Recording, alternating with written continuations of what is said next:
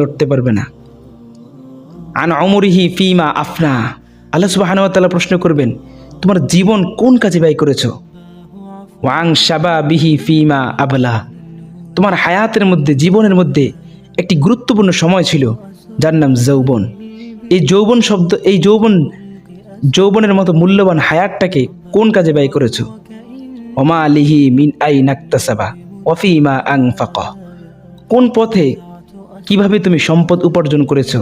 ওয়া ফিমা আনফাকা, এবং কোন জায়গায় তুমি ব্যয় করেছো। ওমাযা আলিমা ফিমা আমিলা, এবং কতটুকু তুমি ইলম অর্জন করেছো এবং কতটুকু তুমি সে অনুযায়ী আমল করেছো। এই 5টি প্রশ্নের জবাব দেওয়া ব্যতীত কোনো ব্যক্তি আল্লাহ সুবহানাহু ওয়া তাআলার সামনে থেকে সরতে পারবে না। তো এই 5টা প্রশ্ন থেকে